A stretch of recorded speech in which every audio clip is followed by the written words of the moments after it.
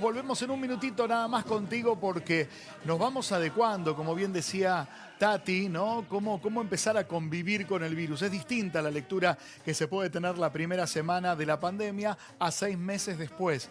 ¿Qué nos pasó en el medio psicológicamente, emocionalmente? ¿Cómo nos adaptamos? ¿Cómo nos adaptamos? ¿A qué le tenemos miedo? Tenemos una encuesta que fuimos a hacer a la calle a ver cómo se siente la gente después de estos 6 meses de cuarentena. 6 meses de cuarentena, ¿qué te cambió? El cuerpo. ¿Querés que te lo muestre? Me da vergüenza. La paciencia. Tengo que ser un poquito más paciente, aprendí a eso. A caminar y a no usar los medios de transporte. Me cambió la forma de manejarme en la vida, ¿cierto? Otros cuidados, cosas que uno antes no prestaba atención. Lo que siento muchísimo estos meses es no haber compartido con mi nuera el quinto hijo. Aprendí que se puede vivir con muy poco. Impresionante. Aprendí que se puede vivir con muy poco, compartir con la familia, con la nuera, hablaba el cuerpo, la paciencia, otra forma de trasladarnos, caminar más, viajar menos, todos aprendimos algo. Por eso la pregunta hoy por hoy, incluyendo respetuosamente a todas las áreas de la ciencia, es: ¿la respuesta será médica o sociológica hasta que comience la aplicación de la vacuna, cuando aparezca, claro está? Por eso estamos en diálogo con Daniel Feyerstein, que es sociólogo de CONICET. Daniel, muy buenas tardes, bienvenido a Quédate. La pregunta es: ¿la respuesta al coronavirus hoy por hoy es sociológica? Sí, yo diría que la respuesta al coronavirus siempre, hoy por hoy, en cualquier otro momento, involucra una cantidad de dimensiones, ¿sí? O sea, tiene que tomar en cuenta todas las dimensiones: la dimensión sanitaria, médica, la dimensión de lo que puede aportar en los modelos de simulación matemática, la dimensión psíquica, la dimensión sociológica, la dimensión económica. Creo que estamos fallando mucho en varias dimensiones, pero sobre todo en esta de los comportamientos sociales, que quedaba muy claro en el informe, ¿no? Ustedes tenían como un banner debajo que planteaba el día de la primavera con los cuidados, pero después uno observaba que esos cuidados no están. ¿Y por qué no aprendemos, Daniel? ¿Qué nos pasó? Digo, más información que en este tiempo, en este mundo, no hubo alrededor de una pandemia, gracias a las herramientas tecnológicas que hay, a los medios de comunicación que unívocamente nos pusimos a difundir cuáles eran los cuidados. ¿Qué es lo que nos pasa como animalitos humanos que no terminamos de entender?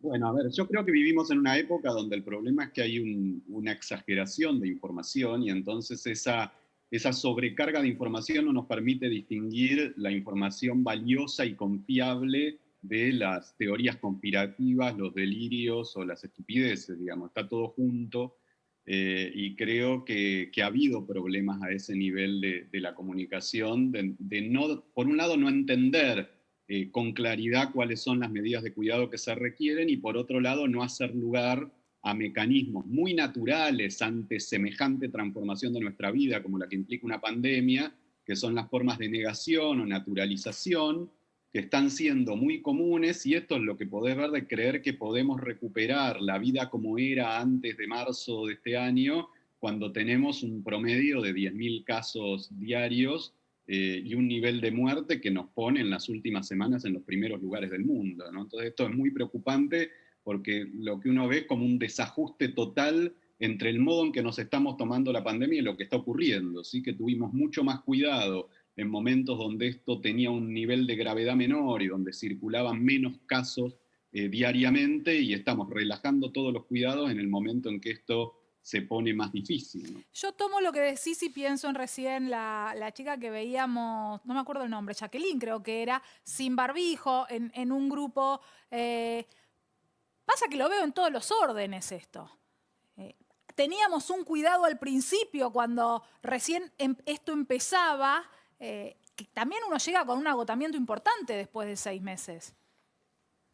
Sí, quizás lo que nos faltó en varios planos es poder como administrar con más inteligencia los momentos de cierre, pero por eso digo que pareciera que lo estamos administrando del peor modo, porque si vos me dijeras que tenemos en la ciudad de Buenos Aires 150, 200 contagios diarios y un muy buen sistema de trazabilidad, uno podría decir que aún que sería importante sostener algunos cuidados, podría tener algún nivel de relajación en términos de suponer que los casos activos que están circulando no son tantos. Pero estamos en la situación contraria, ¿sí? Con este nivel que no baja de un promedio de 1000 casos en la ciudad de Buenos Aires, y eso implica que esos 1000 casos generan la imposibilidad de rastrearlos. Daniel. Y que por tanto hay muchos casos activos dando vuelta, ¿no? Sí. Hay una situación que me gustaría analizar contigo y es para bien de todos y no para criticar a nadie, pero en la ciudad hablan de una meseta muy elevada pero sostenible las últimas 9 semanas.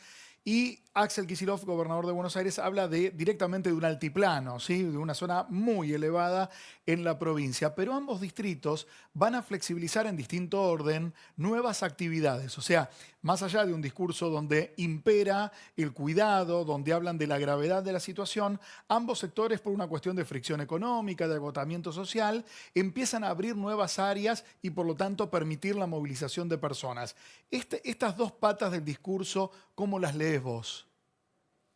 A ver, por un lado a mí me parece muy buena la metáfora que le escuchaba a Mario Rovere, que creo que es la que tomó Axel Kicillof, de decir, esto más que una meseta es una puna, decía así, o sea, una meseta a 4000 metros de altura no es una meseta, digamos, ¿no? Entonces me parece que hay que pensar la gravedad de esa situación. En ese sentido, creo que por eso estábamos planteando con un grupo transdisciplinario y que salieron varias notas, pensar en aislamientos intermitentes, planificados, ¿sí? Que impliquen como una instancia superior de este momento de cierre. Es evidente que uno no puede mantener una sociedad paralizada una cantidad de largos meses, pero tampoco hace falta, porque lo que se requiere para bajar drásticamente el nivel de contagio son entre 15 y 20 días de cierre, que además pueden ser intermitentes, pueden localizarse, puede tener que ver con las jurisdicciones, y pueden ser planificados, y entonces que todos sepamos cuándo es que va a llegar ese cierre. El problema es que hay que respetarlo cuando llega. El problema de no respetarlo cuando llega es tener que estar con estos niveles de muerte, pero además con restricciones que podríamos abrir mucho más si tuviéramos un nivel de contagio mucho menor, que de hecho es lo que ocurrió en muchas ciudades, ¿no? Que irradia el ánimo de Buenos Aires, de decir, estamos hace 6 meses con restricciones, pero lo real es que hay muchas ciudades del país, Córdoba, Rosario, Mendoza, entre muchas otras, que tuvieron varios meses de mucha tranquilidad y por lo tanto de una circulación bastante normal dentro de lo que es esta nueva normalidad que implica una serie de cuidados.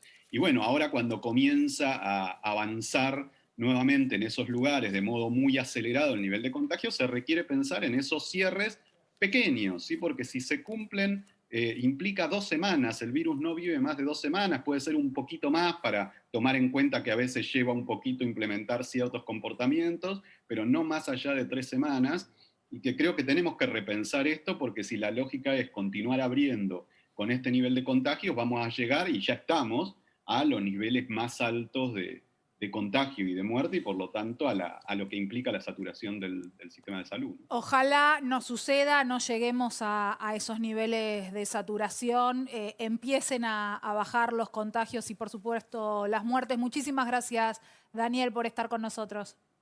No, por favor, gracias.